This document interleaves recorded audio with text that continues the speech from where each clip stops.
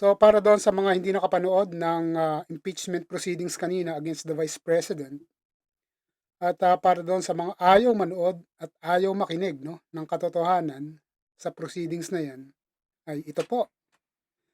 So, ang total ng AMLAC or Anti-Money Laundering Council, ang total incoming 'no, finances of the Vice President, so whether that is by deposit, bank deposits, or anything 'no, that has been recorded by AMLC is 4.4 billion pesos. So yun yan yung pumapasok lang na pananalapi niya.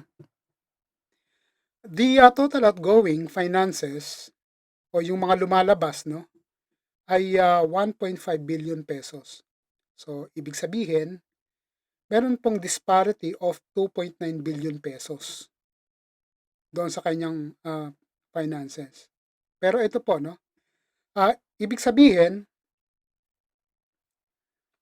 kung ang outgoing is 1.5 no, yung 2.9 billion pesos, puwedeng intact pa rin 'no, nasa kanyang poder pa rin 'no, yung total amount of money na 'yan 'no, na 2.9 billion pesos.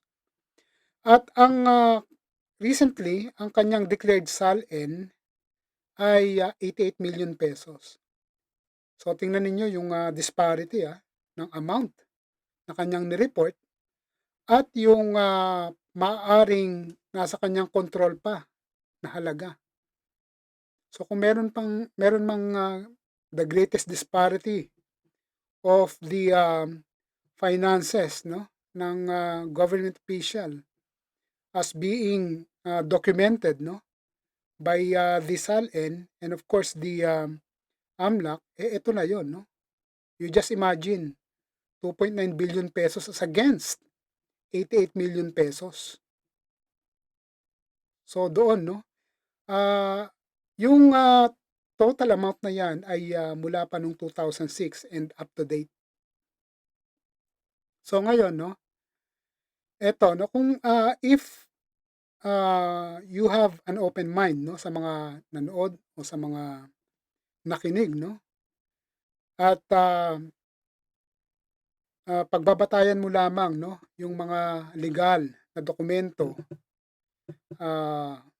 mula sa lehitimong agency like AMLAC, talagang you will be able to realize no the depth, okay, of the corruption that has been done no by the person who is the subject of the impeachment proceeding. So ganun.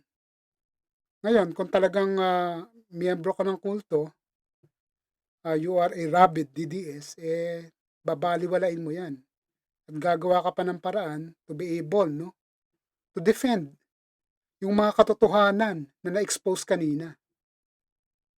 So ganun. Well,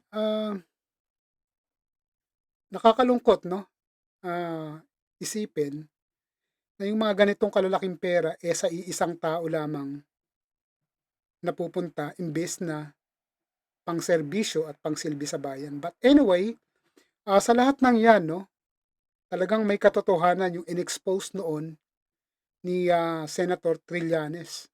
Kasalukuyang nakaupo pa nun yung tatay. Pero ito si Trillanes, talagang nandun yung tapang na mag-expose ng mga katiwalian. At tama nga no, yung kanyang expose. Kaya nga hindi siya mademanda ng mga ito Dahil sa korte pa lang no, pwede nang magsabpina ang korte para ibigay no ng AMLAC yung mga dokumento. Pero hindi sila nagdedemanda kasi nga alam nila no, yung repercussion. Pero eto na, dumating na sa punto na 'to. So 'yun, nakita na natin, narinig na natin ang katotohanan sa when it comes to financial aspect of the person subject of the impeachment proceedings.